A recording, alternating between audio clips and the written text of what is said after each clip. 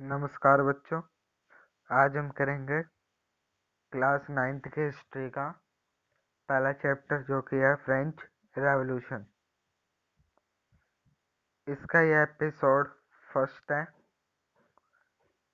और इसके अलग अलग एपिसोड आते रहेंगे और क्लास 9th की और क्लास 6th से लेकर 10th तक की आपको सारी वीडियोस हमारे चैनल पर मिल जाएगी, आप देख सकते हैं।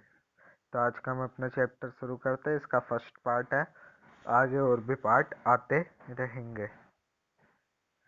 तो सबसे पहले हमें यहाँ के फ्रेंच के बारे में बात करनी है। फ्रेंच में डेमोक्रेसी कैसे आई, फ्रेंच में रेवोल्यूशन कैसे हुए। सबसे पहले मैं आपको चैप्टर का मतलब बताता हूँ। रेवोल्यूशन का मतलब होता है एक छोटे टाइम में बड़ा चेंज, उसे हम कहते हैं रेवोल्यूशन। ठीक है। और और जो वॉर होता है वो बड़े टाइम के लिए होता है, मगर ये जो रेवोल्यूशन होता है ये होता है कुछ छोटे टाइम में बड़ा चेंज, उसे हम कहते हैं रेवोल्यूशन। तो फ्रेंच में क्या बड़ा चेंज आया छोटे से टाइम में, उसके बारे में हमें पढ़ना है। तो इसका फर्स्ट एपिसोड हम शुरू करते हैं। तो सबसे पहले आपको दे रखा है फ्रेंच सोसाइटी के बारे में, आपको बता रखा है लास्ट 18th सेंचुरी में फ्रांस की सोसाइटी कैसी थी। तो वहाँ के किंग का नाम था लुइस 16, जो कि बर्बन फैमिली से था और उसे वहाँ का किंग बनाया गया था 1774 में। और फ्रेंच रेवोल्यूशन हुआ था 1789 में। फ्रेंच रेवोल्यूशन कब हुआ था? 1789 में। आपको आगे और अच्छे से बताया जाएगा। ठीक है।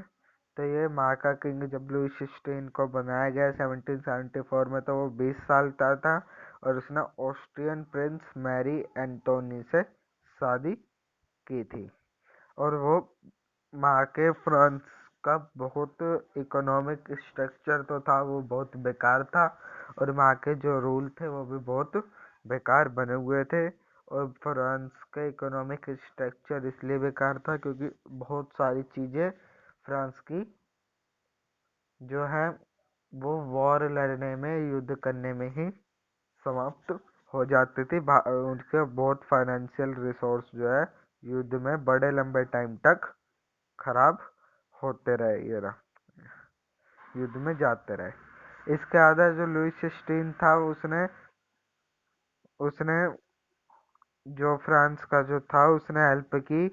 13 कॉलोनियाँ जो अमेरिका की थी उसने उन्हें इंडिपेंडेंट करवाया अपने एनिमी, अपने दुश्मन ब्रिटेन से। और उसने वॉर में भी कम से कम 2 मिलियन लीवरे, जो लीवरे माँ की करेंसी है, इसके डेफिनेशन में आगे पढ़ेंगे, उतना पैसा इसने वॉर में लगा दिया और 13 कॉलोनियों को वहाँ पे उसने इंडिपेंडेंट करवाया, जिसकी वजह से यहाँ पे बहुत बेकार सिचुएशन थी जब ये बना था किंग। और उसके बाद जब ये दोबारा इसने ये काम कर दिया तो वहाँ की सिचुएशन और भी ज़्यादा बेकार हो गई। इसके बाद है कि फ्रांस की सोसाइटी को लास्ट 18th सेंचुरी में क्या किया गया था कि 3 स्टेट में वहाँ पे बांट दिया गया था। First state, second state and third state में वहाँ की सोसाइटी को बांट दिया गया था। फर्स्ट स्टेट में कलर्जी आते थे, ये आपके बुक में दे रखा है, आप वहाँ से देख सकते हैं। ठीक है। सेकंड कलर्जी वहाँ के होते थे जो कि चर्च वर्च में काम करते थे, चर्च के कह सकते हैं, चर्च में जो पूजा वूजा करवाते हैं वे। नोबिलिटी अमीर वर्कर थे, अमीर राजा और ये सब आते हैं। और थर्ड स्टेट में आते थे बिग बिजनेसमैन हो गए, मर्चेंट हो गए, कोर्ट ऑफिशियल्स हो गए, लॉयर हो गए, पीजेंट हो गए, आर्टिस्ट हो गए, ये सब हमारे थर्ड स्टेट में आते थे। और वहाँ का सबसे बेकार रूल ये था, ना ये फर्स्ट स्टेट कोई टैक्स देगा, ना सेकंड स्टेट कोई टैक्स देगा।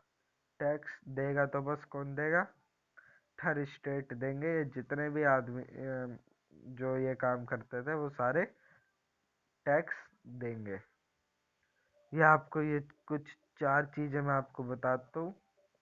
नंबर 1 है लिवरे, ये मैंने आपको बता दिया, फ्रांस की करेंसी थी ये, ठीक है, और 1794 में इसे डिसकंटिन्यू किया गया था।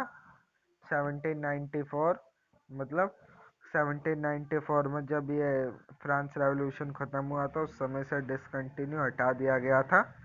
1789 में फ्रांस का रेवोल्यूशन हुआ था और 94 में इसे हटा दिया गया था, और 1774 में लुइस 16 वहाँ का किंग बना था। ये तारीखें आपको याद रखनी है। कलरजी, ये मैंने आपको बता दिया, जो स्पेशल फंक्शन करते हैं चर्च में कलरजी वो होते हैं, ठीक है। उसके बाद तिथे, तिथे माँ का एक टेस्ट होता है जो कि ये टैक्स है जो कि चर्च को कंप्राइजिंग को दिया जाता है, ठीक है। और ये टैक्स पैसों में नहीं दिया जाता, ये टैक्स एग्रीकल्चर जो हमारा प्रोड्यूस हुआ है या जो हमारी जितने भी इनकम आई है उसका 1/10 उन्हें देना पड़ता है चर्च को।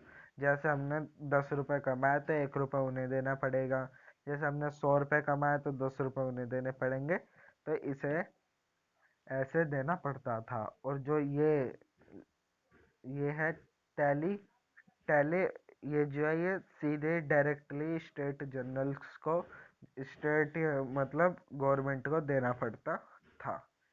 ये हमारा फर्स्ट पार्ट खत्म हुआ, एपिसोड फर्स्ट। अगले एपिसोड में हम इसका आगे का पढ़ेंगे। आशा करता हूँ आपको अच्छी लगी होगी। अगर अच्छी लगी तो हमारे चैनल को लाइक करें, शेयर करें एंड सब्सक्राइब करें। धन्यवाद।